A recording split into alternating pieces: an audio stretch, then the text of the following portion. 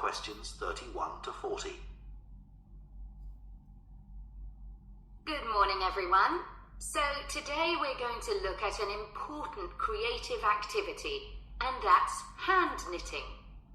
Ancient knitted garments have been found in many different countries, showing that knitting is a global activity with a long history.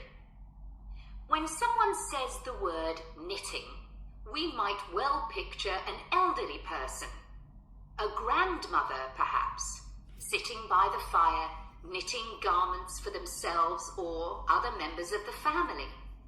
It's a homely image, but one that may lead you to feel that knitting is an activity of the past. And indeed, during the previous decade, it was one of the skills that was predicted to vanish from everyday life. For although humans have sewn and knitted their own clothing for a very long time, many of these craft-based skills went into decline when industrial machines took over, mainly because they were no longer passed down from one generation to another.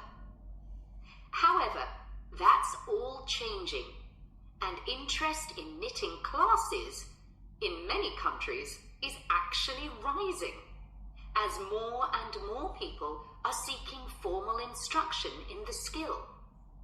With that trend, we're also seeing an increase in the sales figures for knitting equipment.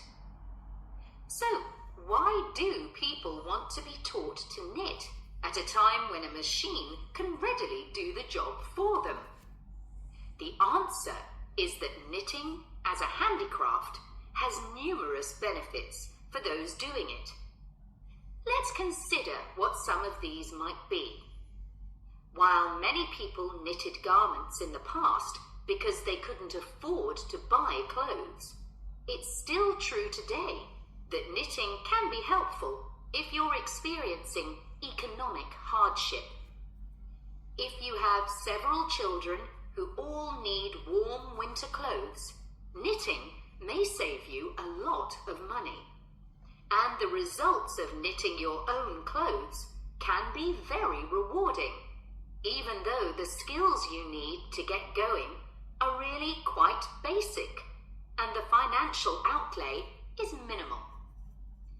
But the more significant benefits in today's world are to do with well-being.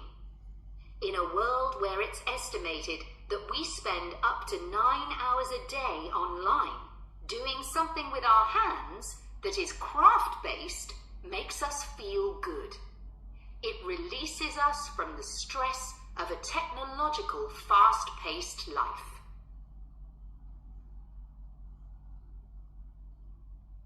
Now, let's look back a bit to early knitting activities. In fact, no one really knows when knitting first began, but archaeological remains have disclosed plenty of information for us to think about.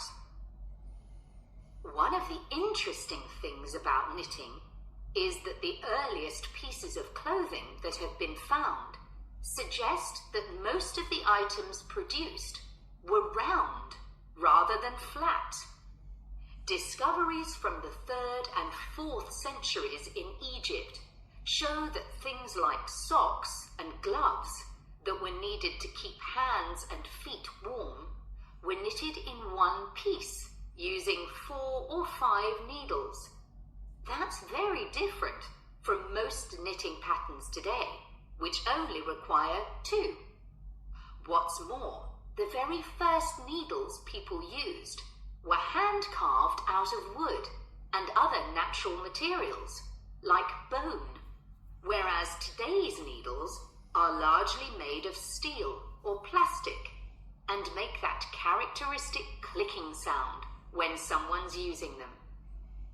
Ancient people knitted using yarns made from linen, hemp, cotton, and wool, and these were often very rough on the skin.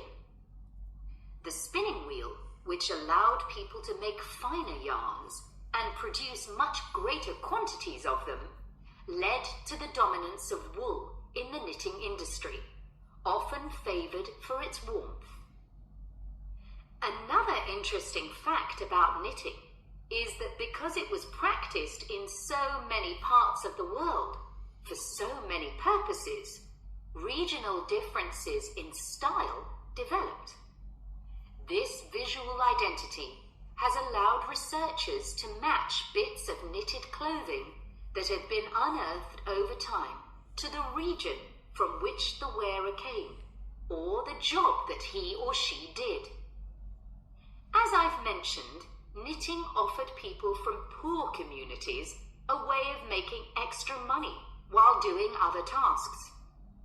For many centuries, it seems, men, women, and children took every opportunity to knit, for example, while watching over sheep, walking to market, or riding in boats. So, let's move on